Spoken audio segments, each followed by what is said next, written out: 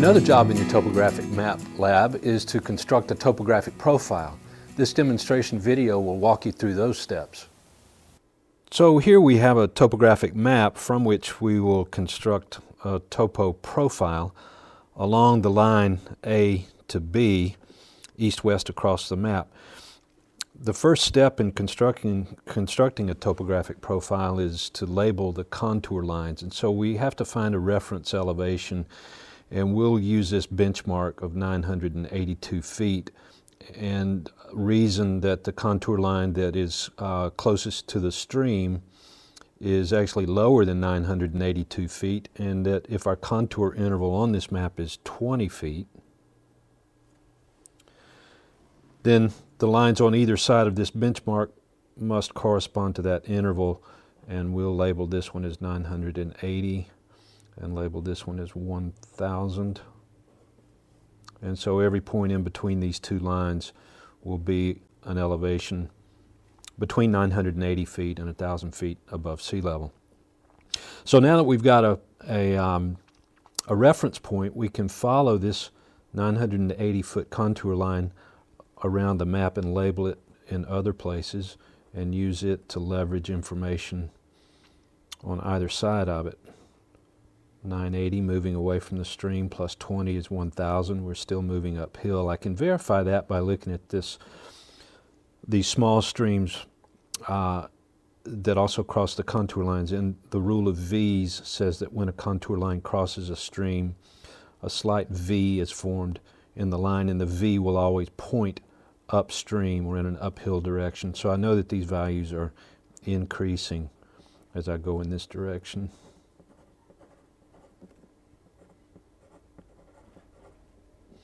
Can follow this 980-foot contour line to the other side of the map and label it at this point. Again, we're going uphill as we move away from the streams.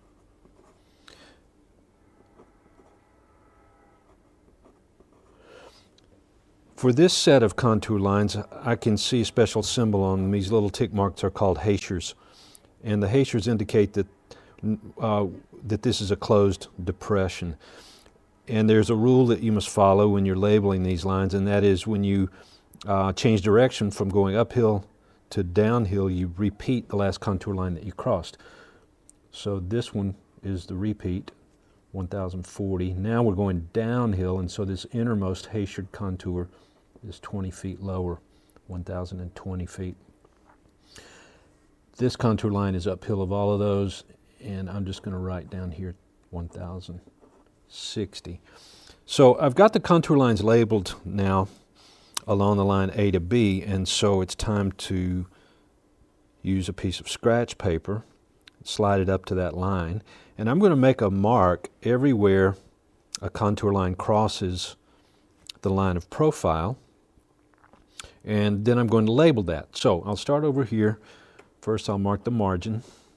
The first contour line that crosses it does so here, and it's the 1,040-foot contour line. At this location, 1,020 foot, the 1,000 line, the 980 line. Here is a stream, and its elevation is below 980, but not as low as 960. So I'm going to split the difference between them and just call the elevation of that stream at 970. That'll be the lowest point on the profile. Now as we move away from that main stream, we go back uphill, 1,000, 1,020, 1,040. Now we repeat that 1,040, 1,020. We repeat the 1,020 as we begin to go out of the closed depression, 1,040.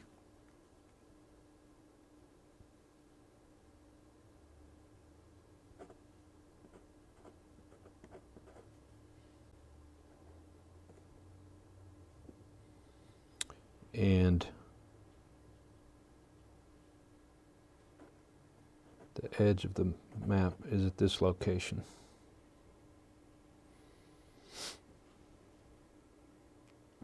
Now it's time to slide our scratch paper down to the grid. I've constructed a scale on the grid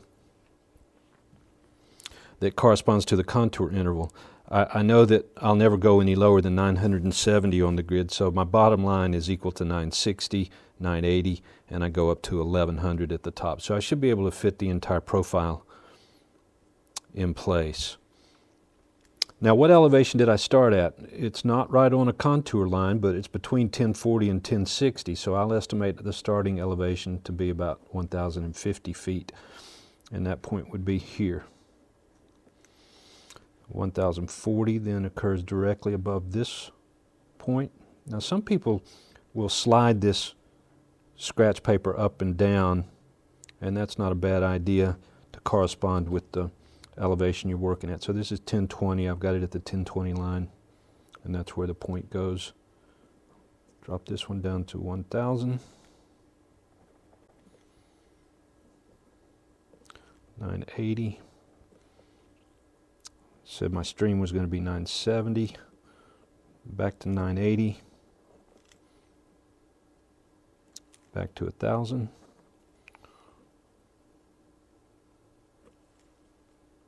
Up to 1,020. 1,040. Then I repeat 1,040. I'll drop down to 1,020. Repeat 1,020. Back up to 1,040. I see that 1,040 is repeated again, and that must mean that I actually am now going downhill rather than continuing uphill. I mislabeled this elevation. It's actually not 1060.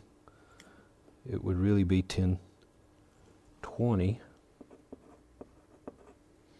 And I go off the map just before I get to the 1020 elevation, so I'll call it 1025.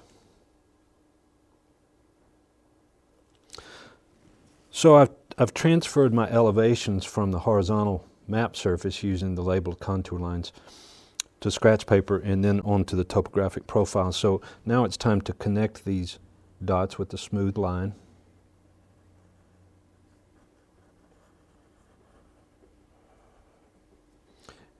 And the resulting line then shows what the land surface would look like if you walked from the east side of the diagram at B, downhill, across the stream in the center at 970 feet.